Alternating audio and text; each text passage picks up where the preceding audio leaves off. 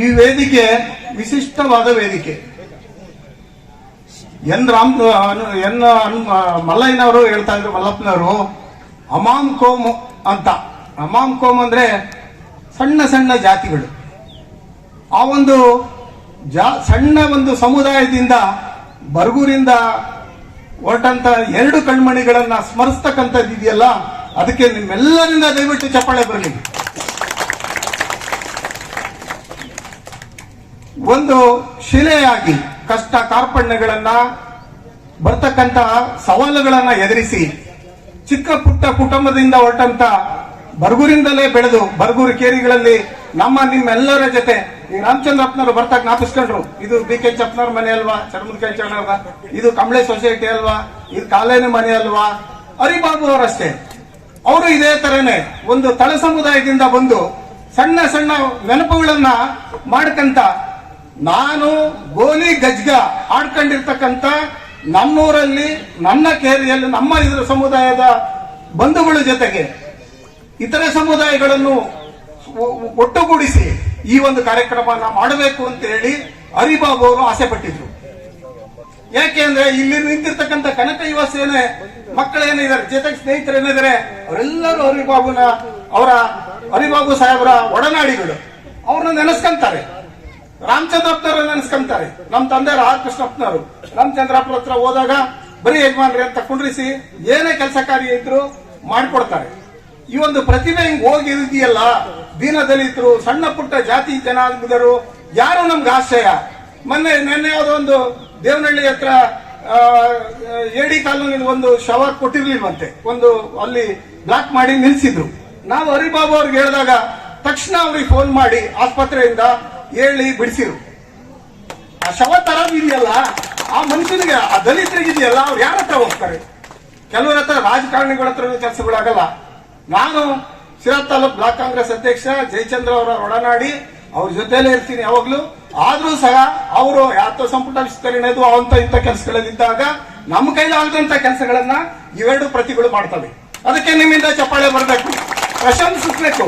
ಮುಕ್ತ ಊರಲ್ಲಿ, ನನ್ನ ಊರಲ್ಲಿ ನಾನು ಆಡಿ ಹುಟ್ಟಿ ಬೆಳೆದಂತ ಜನಾಂಗದ ಮಧ್ಯದಲ್ಲಿ ನನ್ನ ಊರಲ್ಲಿ ನನ್ನ ಸ್ವಾಗತ ಮಾಡೋದಿದೆಯಲ್ಲ, ಹರಿಬಾಬು ಅವರಿಗೆ ಬಿಜಾಪುರ ಬಾಗಲಕೋಟೆಯಿಂದ ಬೆಂಗಳೂರುವರೆಗೂ ಸನ್ಮಾನ ಮಾಡ್ತಾರೆ, ಕರೀತಾರೆ ದೊಡ್ಡ ಆಫೀಸರ್ ಅಂತ.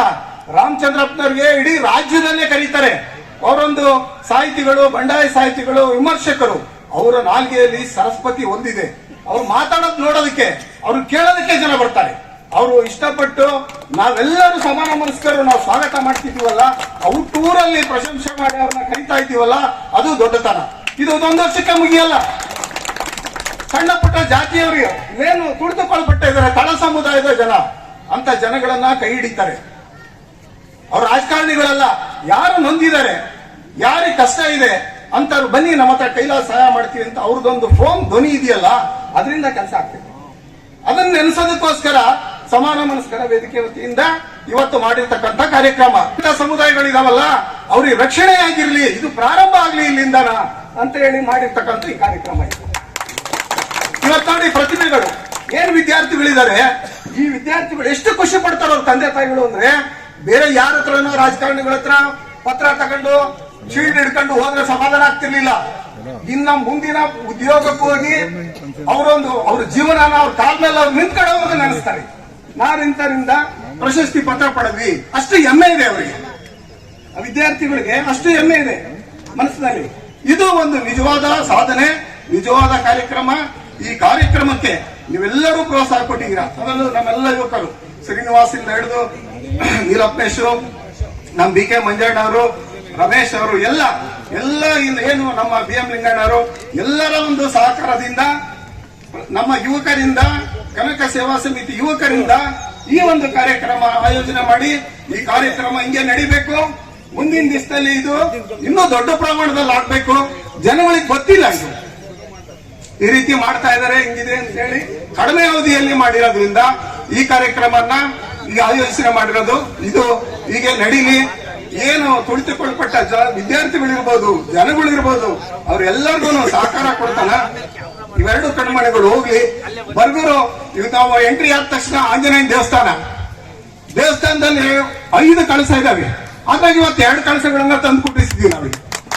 ಮೈಲಾರ ದೇವಸ್ಥಾನದಿಂದ ಬಂದಿರತಕ್ಕಂಥ ಒಂದು ಕಳಸ, ಆಂಜನೇಯ ದೇವಸ್ಥಾನದಿಂದ ಬಂದಿರತಕ್ಕಂಥ ಒಂದು ಕಳಸ. ರಾಮಚಂದ್ರ ಅಪ್ಪರು ಮನೆ ಬರ್ಗರು ಅಂಬೇಡ್ಕರ್ ಜಯಂತಿ ದಿವಸ ನಮ್ಮ ಮಂಜು ಅವರು ಕರೆಸಿದ್ರು, ಕಂಬಿ ಮಂಜು ಅವರು. ಅಂಬೇಡ್ಕರ್ ಹೇಳಿದ್ರು, ಯಾವುದೇ ಸಮಿತಿಗಳಲ್ಲಾಗ್ಲಿ ಏನೇ ಆಗ್ಲಿ ಎಲ್ಲಾ ಜಾತಿಗಳನ್ನು ಒಳಗೊಂಡಂತ ಸಮಿತಿಗಳು ರಚನೆ ಆಗಿದೆ ದೇವಸ್ಥಾನದಲ್ಲಿ.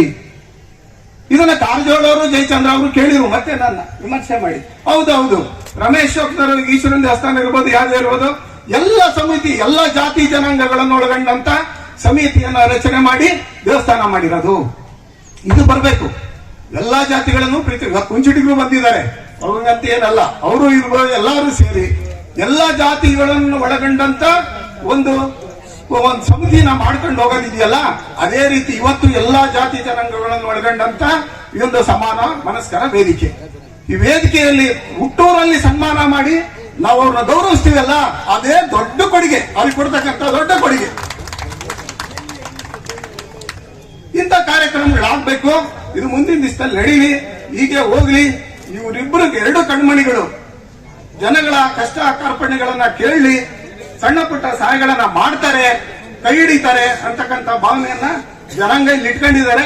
ಅದೇ ರೀತಿ ಭಗವಂತ ದೇವ್ರಿಗೆ ಆ ಶಕ್ತಿ ಕೊಡ್ಲಿ, ಅವ್ರಿಗೂ ಒಳ್ಳೇದಾಗ್ಲಿ ಅಂತ ಹೇಳಿ ನನಗೆ ಮಾತಾಡೋದು ಅವಕಾಶ ಕೊಟ್ಟ. ಇನ್ನೂ ಮಾತಾಡೋ ಬಹಳ ಜನ ಇದ್ದಾರೆ. ಎಲ್ಲರಿಗೂ ನಮಸ್ಕರಿಸಿ ನಾನು 2 ಮಾತುಗಳನ್ನು ಮುಗಿಸ್ತೀನಿ. ಕಾರ್ಯಕ್ರಮದ 2 ಕಣ್ಣುಗಳು ಅಂದ್ರೆ ತಪ್ಪಾಗ್ಲಾರ್ದು ಶ್ರೀಹರಿಬಾಬು ಅವರು ಮತ್ತೆ ಶ್ರೀಯುತ ರಾಮಚಂದ್ರಪ್ಪನವರು. ಹಾಗಾಗಿ ಈ ಒಂದು ಕಾರ್ಯಕ್ರಮವನ್ನ ಆಯೋಜನೆ ಮಾಡಬೇಕು, ನಮ್ಮೂರಲ್ಲೇ ಆಯೋಜನೆ ಮಾಡಬೇಕು. ನಮ್ಮೂರಿನ ನಮ್ಮ ಪಂಚಾಯಿತಿಯ ಎಲ್ಲ ಮಕ್ಕಳಿಗೂ ಕೂಡ ಪ್ರತಿಭಾ ಪುರಸ್ಕಾರವನ್ನ ಮುಖಾಂತರ ಅವರ ಪ್ರತಿಭೆಗಳನ್ನ ಪ್ರೋತ್ಸಾಹಿಸಬೇಕು ಅಂತ ಹೇಳಿ ಅವರ ಮನಸ್ಸಲ್ಲಿದ್ದಂತ ಈ ಒಂದು ವಿಶೇಷವಾದಂತ ಗೌರವ ಸಮರ್ಪಣೆ ಮಾಡಬೇಕು. ಅವ್ರಿಗೆ ಒಂದು ವಿಶೇಷವಾಗಿ ಒಂದು ಸ್ಫೂರ್ತಿಯನ್ನ ತುಂಬಬೇಕು ಅಂತ ಈ ವೇದಿಕೆಯಲ್ಲಿ ಆಸೀನಾಗಿರ್ತಕ್ಕಂಥ 2 ಮೇರು ಪರ್ವತಗಳು ಸಾಹಿತ್ಯದ ಮುಖಾಂತರವಾಗಿ, ಸಂಸ್ಕೃತಿಯ ಮುಖಾಂತರವಾಗಿ, ಬಂಡಾಯ ಕ್ರಾಂತಿಯ ಮುಖಾಂತರವಾಗಿ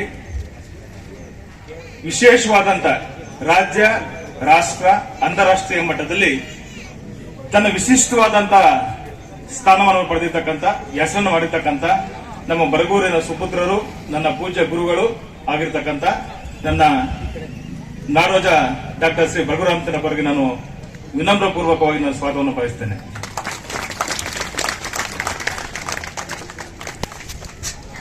ಈ 2 ಅಮೂಲ್ಯ ರತ್ನಗಳ ಜೊತೆಗೆ ಶ್ರೀಹರಿ ಬಾಬು ಅವರಿದ್ದಾರೆ. ಇವರಿಗೆ ನಾನು ತುಂಬ ಸ್ವಾಗತ.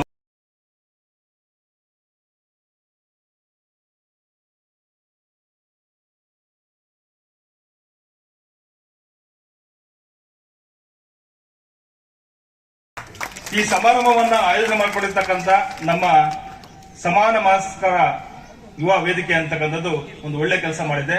ಅವರ ಬೆನ್ನೆಲುಬಾಗಿ ನಮ್ಮ ಶ್ರೀಹರಿ ಬಾಬು ಅವರು, ಇಲ್ಲ ನನ್ನ ಬರ್ತ್ಡೇನ ಆಚರಿಸಬೇಡಿ, ನನ್ನ ಬರ್ತ್ಡೇ ಆಚರಿಸಕ್ಕಿಂತ ಮುಂಚೆ ನಾನು ಅತಿ ಹೆಚ್ಚು ಅಂಕ ಗಳಿಸಿರ್ತಕ್ಕಂಥ SLC ಮತ್ತು PUC ವಿದ್ಯಾರ್ಥಿನಿಯರಿಗೆ ನನ್ನ ಕಡೆಯಿಂದ ಒಂದು ಪ್ರತಿಭಾ ಪುರಸ್ಕಾರವನ್ನು ಹಮ್ಮಿಕೊಳ್ಳೋಣ ಅಂತಕ್ಕಂಥ ಮಾತನ್ನ ಹೇಳ್ತಾ, ಅವರು ಬೆನ್ನೆಲುಬಾಗಿ ನಿಂತ್ಕೊಂಡು ಯಾವುದೇ ಸಮಯ ಸಂದರ್ಭದಲ್ಲೂ ಕೂಡ ನಾನು ನಿಮ್ ಜೊತೆ ಇರ್ತೀನಿ, ಬರಗು ಸಾರ್ ಇರ್ತಾರೆ, ನಾವಿಬ್ಬರು ಸೇರ್ಕೊಂಡು ಏನಾದ್ರು ಒಂದು ಸಹಾಯವನ್ನ ಮಾಡೋಣ, ಒಂದು ಚಿಂತನೆ ಮಾಡೋಣ, ಒಂದು ಯಾವ್ದಾದ್ರು ಒಂದು ವಿಶಿಷ್ಟವಾದಂತಹ ಕಾರ್ಯಕ್ರಮಗಳು ಮಾಡೋದ್ರ ಮುಖಾಂತರವಾಗಿ ದೀನದಲಿತರಿಗೆ, ಧ್ವನಿ ಇಲ್ಲದವರಿಗೆ ಎಲ್ಲರಿಗೂ ಕೂಡ ಒಂದು ಪ್ರೋತ್ಸಾಹವಾಗಿ ಅವರಿಗೆ ಬದುಕಿಗೆ ಒಂದು ಜೀವನವನ್ನು ಕಲ್ಪಿಸಿಕೊಡ್ತಕ್ಕಂಥ ಒಂದು ಪ್ರಯತ್ನವನ್ನು ಮಾಡೋಣ ಅಂತಕ್ಕಂಥ ಮಾತನ್ನು ಹೇಳ್ತಾ ಇದ್ದಾರೆ.